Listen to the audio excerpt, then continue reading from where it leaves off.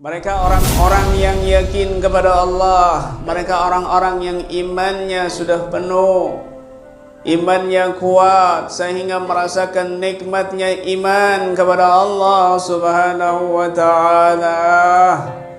Dzaqa ta'mal iman man radiya billahi rabba wa bil islami dina wa bi Muhammadin nabiyya.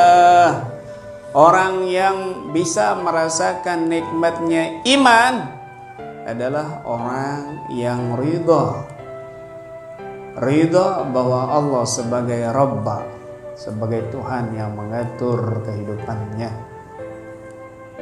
Ridha, nurut dan puas. Nurut dan merasa puas, itu ridha. Nurut dengan kewajiban yang Allah tentukan kepada kita daripada ibadah. Kita melaksanakan segala yang wajib. Kita katakan yang halal halal, yang haram haram. Kita menjauhi larangan yang Allah larang untuk kita. Nurut atas segala perintah Allah Subhanahu wa ta'ala dan tidak melakukan yang Allah larang. Dan juga ridho terhadap apa yang telah Allah tentukan kepada kita. Orang yang masih sambat dalam kehidupannya, orang yang masih berkeluh kesah dalam kehidupannya, berarti orang yang belum merasakan nikmatnya iman. Ucapannya raditu billahi rabba belum sepenuh hati. Ketika dia mengucapkan raditu billahi rabba wa bil islami dina wa bi Muhammadin nabiyya, raditu billahi rabba, aku nurut, aku puas Allah sebagai pengatur kehidupanku, pengatur rezekiku, pengatur rumah tanggaku, pengatur ekonomiku, pengatur hidupku, pengatur kematianku, dunia dan akhiratku. Aku ridha ya Allah. Mau kau buat apapun kehidupanku, mau kau buat miskin hidupku, mau buat kau sengsara hidupku, mau buat kau aku banyak musibah darimu ya Allah. Raditu billahi rabba. Aku ridha kepadamu hai Allah. Kalau orang sudah seperti itu, maka dia merasakan kehidupannya penuh dengan kenikmatan, kebahagiaan. Dzaqa ta'mal iman man radiya billahi rabba. Dan itulah tujuan daripada ruqyah yang sejati, ruqyah yang sesungguhnya. Karena iman tidak akan sempurna, tidak akan meningkat menjadi tinggi tanpa adanya keyakinan. Oleh sebab itu Nabi SAW bersabda, al-yakin al-iman kulluh. Keyakinan itu adalah keimanan seluruhnya. Keyakinan ini tidak bisa muncul tanpa kita adanya kehidupan yang kita jalani penuh dengan rintangan, musibah, ujian, cobaan. Orang-orang yang merasakan pahitnya hidup dan dia terus sabar dan bersyukur, maka dia akan semakin yakinnya tinggi kepada Allah sampai pada nanti puncaknya menjadi iman yang sempurna. Itulah tujuan ruqyah yang sesungguhnya, ruqyah yang sejati dalam segala hikmah kehidupan yang dia temui dari orang lain, maka membuat dia dewasa dan kuat. Dan segala sesuatu yang dia rasakan daripada cobaan, ujian dalam menjalani dakwah ini, maka akan semakin membuat dia dewasa, semakin yakin sampai imannya tinggi dan dia merasakan kehidupan yang bahagia, kehidupan yang sejati pada saat imannya telah penuh kepada Allah Subhanahu wa ta'ala. Dzaqa ta'mal iman man radiya billahi rabba. Rabba, Allah yang mengatur dia. Mau dibuat miskin kamu? Allah. Kamu punya siapa? Allah. Siapa kamu? Kamu budaknya Allah, ciptaannya Allah. Allah mau buat apa? Terserah Allah. Gitu. Siapa kamu? Budaknya Allah. Siapa kita? Hamba Allah yang lemah. Inna lillahi wa inna ilaihi raji'un. Kita hamba Allah yang lemah. Kita ciptaannya Allah. Kamu punya istri yang bawel, yang galak, syukurin. Bersyukur kepada Allah. Kenapa? Itu ketentuannya Allah. Berarti kamu disuruh bersabar sama Allah. Disuruh bersabar. Punya istri jelek misalnya, ya kamu harus bersyukur, bersabar. Ada kisah nyata. Seorang lelaki yang jelek sekali, jelek rupanya. Istrinya cantik luar biasa. Suatu hari ada seorang yang bertamu, kaget. Kok hidupnya selalu bahagia? Ditanya, mohon maaf saya sebagai tamu, boleh saya bertanya? Silakan. Apa resep kalian ini menjalani hidup sangat bahagia? Kenapa? Karena dia lihat si pria ini jelek rupanya, sedangkan yang istrinya sangat cantik. Maka mereka menjawab, cuma 2 resep saya. Resep kami cuma 2, yaitu bersabar dan bersyukur. Istrinya bersabar karena mendapatkan suaminya yang jelek. Suaminya bersyukur karena mendapatkan istri yang cantik. Sabar dan bersyukur. 2 hal ini menyebabkan mereka bahagia. Bersabar. Suami saya jelek. Kenapa? Karena yang dilihat bukan suaminya jelek. Ketika dia bersabar, kebayang-bayang maka ketika dia melihat suaminya yang jelek, dia melihat maka dia bersabar. Demikian juga suaminya melihat istri yang cantik, Masya Allah, dia bersyukur. Sabar dan syukur ini menghadapi hidup supaya kita bahagia. Begitu. Kenapa saya sudah umur 30 lebih nggak kawin-kawin ya Allah? Dosa apa saya ya Allah? Kamu banyak dosa, jangan banyak tanya. Bersyukur saja kepada Allah. Terima saja takdirmu. Semua itu sudah dicatat. Bikatbi arba'as, manusia lahir itu ada 4 catatan. Rezekinya, ajalnya, amalnya, Saki am Said, dia ini beruntung atau tidak nanti di hari kiamat, itu sudah dicatat sejak awal. Malaikat yang mencatat. Nggak usah bingung kamunya. Raditu billahi rabban. Ya Allah, saya kenapa banyak musuh ya Rabb? Jangan. Kalau kamu tahu hikmahnya, kamu bakal banyak syukur kepada Allah. Ya Allah, kenapa saya selalu kena santet? Ya Allah, kenapa dukunnya nggak habis-habis? Ya Allah, kenapa saya nggak laku-laku? Kalau kamu tahu rahasianya, kamu bakal bersyukur setiap harinya kepada Allah Subhanahu wa ta'ala. Tidak ada yang tahu takdirnya Allah. Sudah pasrah kepada Allah. La taksuru hammuk ma qadir. Ya Bu, jangan banyak sumpah. Yang Allah takdirkan sudah pasti terjadi. Gak usah banyak sambat. Jangan. Orang kalau banyak sambat berarti dia imannya masih tipis. Sambat sama Allah. Jangan sambat sama manusia. Jangan sambat sama manusia. Ya Rabb, ya Allah, ya Allah, ya Allah, ya Allah. Coba mungkin kalian melihat saya sekarang saja, bagaimana saya al-fakir.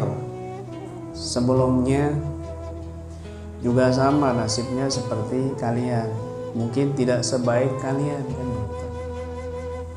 Bagaimana saya mencari jodoh selalu ditolak. Dijodohkan sama guru saya Habib Taufik, ustadzah ganti-ganti, fakihah, ahli ilmu, bahkan ada yang hafal Quran, tapi setelah sampai ke orang tuanya ditolak. Ternyata jodoh saya ketemu di Jakarta. Saya pikir orang Jakarta, ternyata orang Gerobokan. Saya pikir dia ustazah, ternyata mahasiswi, bukan anak pondokan. Kemudian dapat seminggu langsung lamaran. Saya kasih cincin. Ujiannya berat sampai masuk rumah sakit. Kenapa? Karena disuruh balikin cincinnya. Istri saya down masuk rumah sakit karena mayoritas keluarganya tidak menerima pria yang cacat seperti saya. Mau kerja apa nanti? Mau jadi apa kamu nanti? Belum jadi pembina, belum jadi artis, belum. Ya kan, saya kan ada manusia yang dikenal di bumi, ada manusia yang kenal di lah. Saya kenal di dunia maya, dikenal di dunia gaib. Tengah-tengah itu. SAG, sarjana alam gaib. Kemudian sampai disuruh kembalikan lamarannya, ditolak. Di warganya, di kampungnya juga tersebar semua. Kenapa menerima pria yang cacat? Apa enggak ada cowok lain kan? Tapi terus berpegang teguh, kuat, sampailah menikah. Wah, ujian bertubi-tubi setelah itu. Karena mau naik kelas, jadi ujiannya bertubi-tubi. Ujiannya berat karena mau naik kelas. Berat, luar biasa. Berat ujiannya, makan sepiring berdua. Kalau makan itu 2 kali, sarapan sepiring berdua, malamnya makan nasi, lauknya cilok, pentol. Allah, saya ngomong di rumah Allah ini. Maka terus meningkat, lolos ujian sampai sekarang. Mungkin nggak ada yang percaya kalau saya nggak lulus SD. Demi Allah saya katakan, saya tidak pernah lulus SD, hanya sampai kelas 5. Tapi coba murid-murid Al-Fakir, ada yang dosen banyak, profesor banyak, dokter, supir saya S1.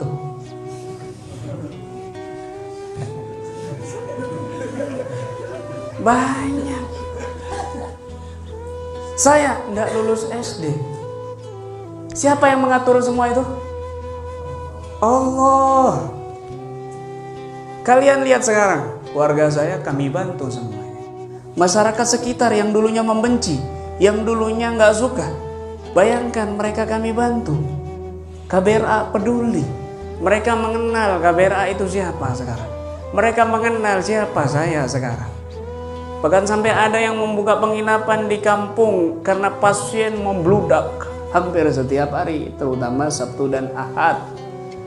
Jauh kalau mau menyewa hotel 25 kilo ke kota.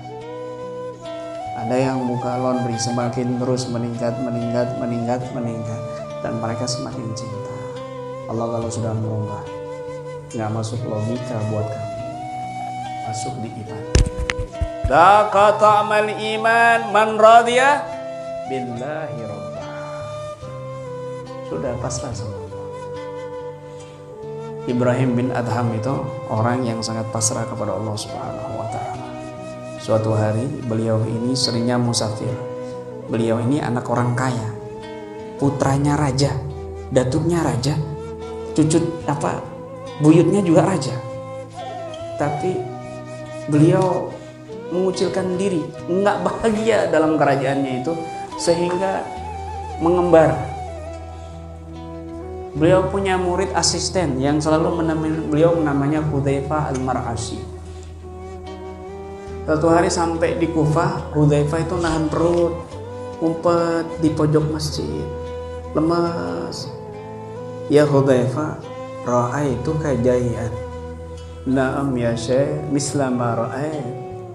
Saya melihat kamu lapar wahai Hudzaifah. Iya wahai guru, seperti yang Anda lihat. Ibrahim bin Adham kan Masya Allah tawakalnya. Ambilkan saya kertas sama pulpen, ditulis sama beliau. Wahai Hudzaifah, dilipat, nanti kamu berikan kepada orang di luar yang pertama kali kamu temui. Wala tu'alliq qalbak siwallah, dan jangan kau ikatkan hatimu kecuali kepada Allah. Ketika beliau keluar, Hudzaifah Al-Mar'ashi ini ketemu sama orang yang berkuda, bawa perbekalan. Ini dari seseorang, dibaca. Tiba-tiba yang baca itu menangis, terseduh-seduh. Siapa yang memberikan ini? Siapa yang menulis ini? Ada di mana? Ada di masjid. Ini buat engkau. Ini buat engkau. Ada 6 dinar di sini. Ambil. Akhirnya beliau langsung menemui gurunya, Syekh Ibrahim bin Adham. Wahai guru, sudah seperti yang kau wasiatkan, pesankan. Saya bertemu dengan orang yang pertama kali saya temui, dia naik kuda. Dan dia memberikan ini. Ini ada 6 dinar. Jangan dibuka dulu, nanti aja, suruh nanti sebentar lagi dia mau datang. Gak lama orang ini datang dan langsung turun dari kudanya, langsung mencium Syekh Ibrahim bin Adham sambil menangis-nangis dan bersyahadat asyhadu an la ilaha illallah wa asyhadu anna muhammadar rasulullah. Ternyata itu orang Majusi. Apa isi suratnya?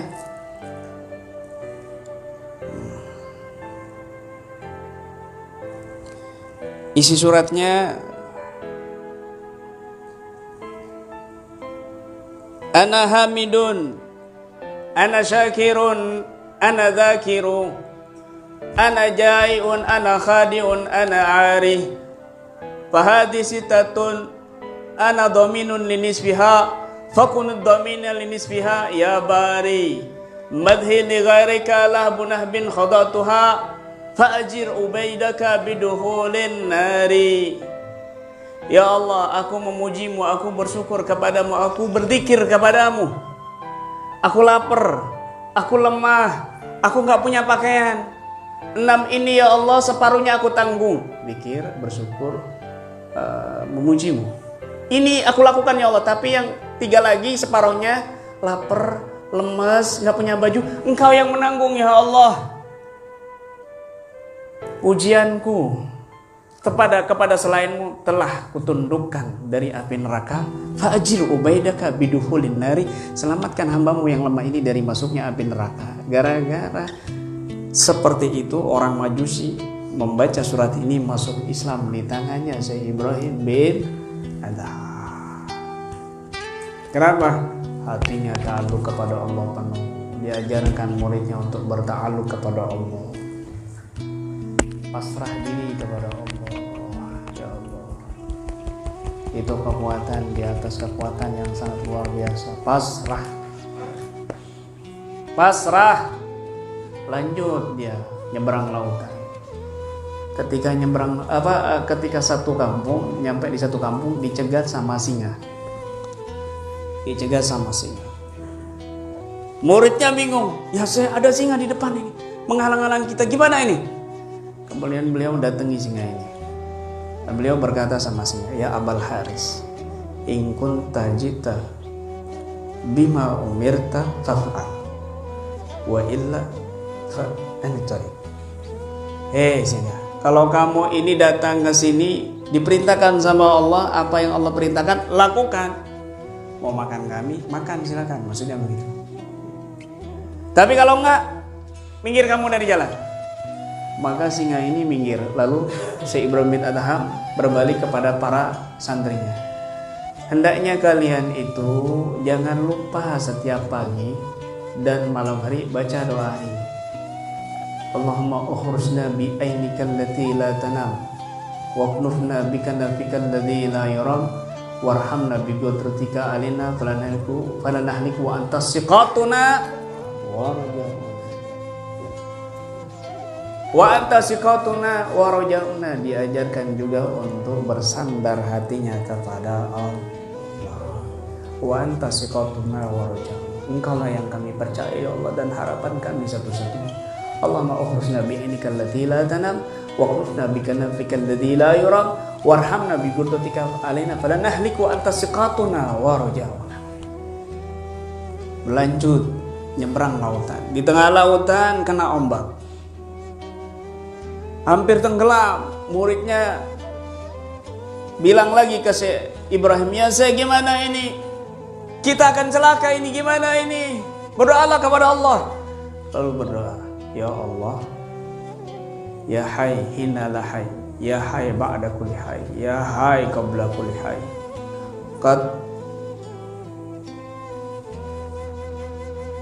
Qad ra'ayna qudratak fa'arina afwak.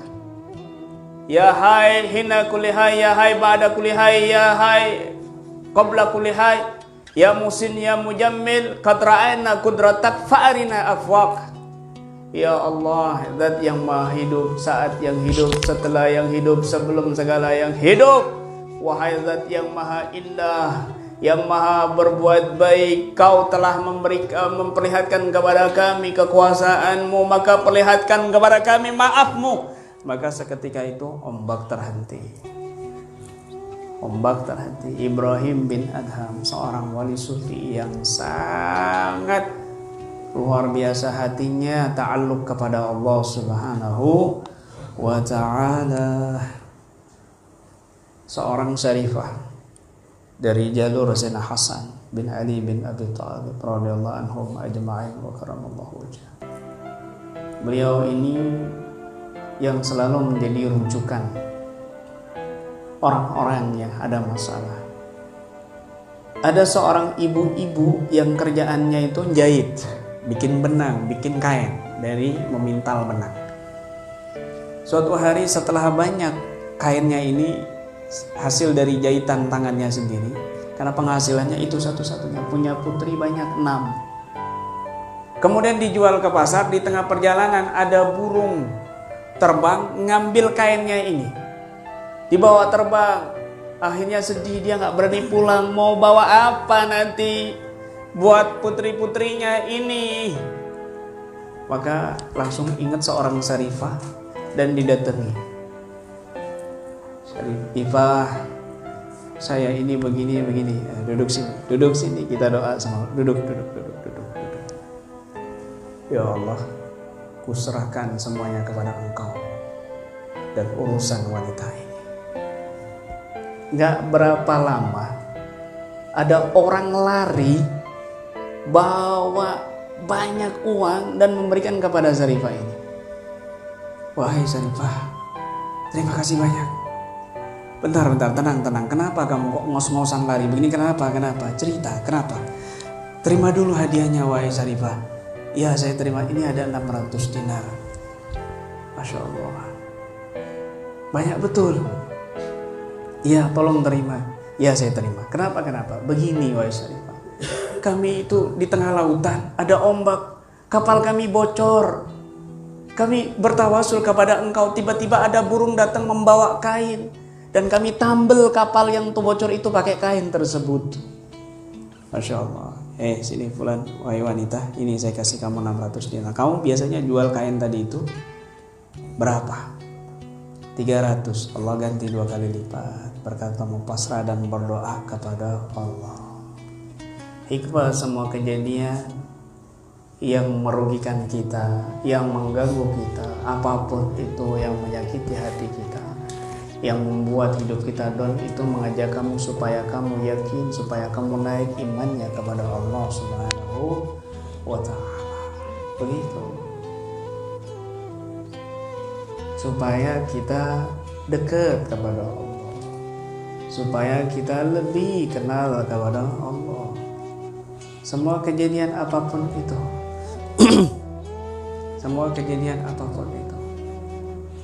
Rasulullah itu orang yang paling banyak ujian, yang paling susah. Rasulullah suatu hari itu pernah lagi jalan itu, serbannya ditarik sama badui, sampai merah di sini. Apa yang Rasulullah lakukan? Marah. Sahabat marah. Sudah mau megang. Apa yang Nabi lakukan? Tersenyum.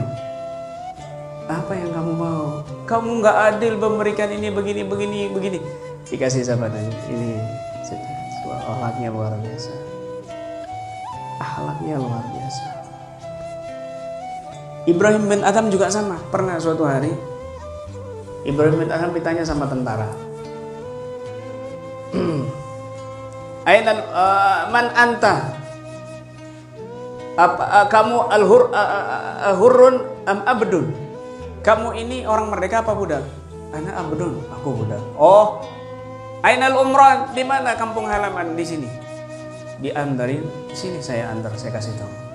Diantarin ke pemakaman. Kamu menghina saya. Saya ini nanya, umran mana, kampung halaman di sini. Kok kamu nganterin saya ke kuburan? Dipukul, buah sampai berdarah.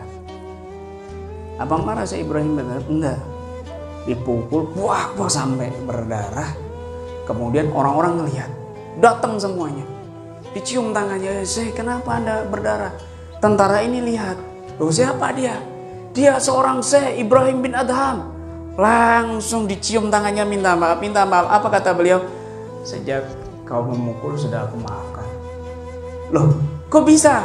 Iya, saya dipukul bersabar mendapat pahala. Kenapa aku harus menuntut kamu untuk Allah siksa, sedangkan aku dapat pahala sebab kamu memukul aku? Aku maafkan supaya kamu tidak dapat hukuman dari Allah. Karena kamu sudah memberikan pahala buat aku, dengan kamu memukul aku bisa bersabar. Aku sudah maafkan kamu dari awal. Terus kenapa kamu bilang kamu ini budak, bukan orang merdeka? Ana Abdullah al-Fakir. Saya memang budaknya Allah. Saya lemah, saya butuh Allah. Kenapa kamu bilang kampung halaman kok diantarin ke kuburan? Ya ini kampung halaman masa depan. Ini yang masa depan, ini kampung halaman yang sesungguhnya nanti di akhir hidup kita, ini kampung halaman yang sesungguhnya. Masya Allah. Ya. Oh. Orang kalau dapat ada gangguan kemudian dia bersabar, itu orang yang akhlaknya bagus. Tapi kalau orang yang dapat gangguan dia langsung sambat, jelek-jelekin orang ini dan sebagainya, ini akhlaknya belum bagus. Begitu. Itu akhlak guru-guru kita yang soleh. Itu akhlak para habaib. Itu akhlak para kiai yang semua manhajnya, yang semua akhlaknya tersambung kepada Nabi Sallallahu Alaihi Wasallam. Masya Allah. Maka kejadian apapun, serahkan semua kepada Allah. Pasrah semua kepada Allah. Ridho kepada Allah. Itulah makna zikir, raditu billahi rabba wa bil islami dina wa bi Muhammadin nabiyya. Pasrah, semua apapun yang terjadi pasrahkan kepada Allah. Semua Allah yang ngatur. Allah yang maha tahu yang terbaik buat kamu. Hatimu pasrahkan kepada Allah. Hatimu jangan diikatkan kecuali kepada Allah Subhanahu wa ta'ala. Masya Allah. Maka kita akan merasakan kenikmatan iman dalam kehidupan kita. Ya, nih kopi nih. Kopi mana kopi? Kopi? Kopi mana kopi? Kopi. Kamu tahu kopi nggak? Panitia? Panitia mana? Ketua nggak pekoy. Kopi. Tahu kopi? Tahu kopi nggak? Kopi Safinatun Nar. Ya, tahu Safinatun Nar? Bukan Safinatun aja, Safinatun Nar. Ya, apalagi. Kopi kenapa kok nikmat? Dari tadi saya nunggu kopi, jadi kebayang kopi. Kenapa kopi itu nikmat? Saya mau tanya kenapa? Karena gulanya? Bukan. Kalau banyak gulanya bukan kopi, wedang kopi namanya. Ya kan? Itu namanya wedang wedang gula. Kalau kebanyakan manisnya, gulanya namanya itu wedang gula. Kopi itu kenapa bisa nikmat? Karena ada manis, ada bahkan bagi penikmat kopi, semakin pahit itu kopi, semakin nikmat. Iya kan? Kalau kamu mau nikmat, hidup kamu pahitin. Ya sudah pahit full hidup saya, ya masa mau dipahitin lagi. Semakin pahit itu kopi, bagi penikmat kopi semakin nikmat, tapi semakin manis. Ya bukan kopi, enggak nikmat itu kopi. Paham ya? Nah, ini saya belum nikmat, enggak ada kopinya. Kopi. Lupa. Paham ya? Makanya hidup itu enggak sempurna tanpa kopi. Ngantuk hidup kamu, nggak ada semangat. Kalau nggak ada pahitnya, hidup kamu down, nggak semangat. Jadi meskipun hidup kamu pahit, itu nanti nikmat. Paham tak? Nikmat.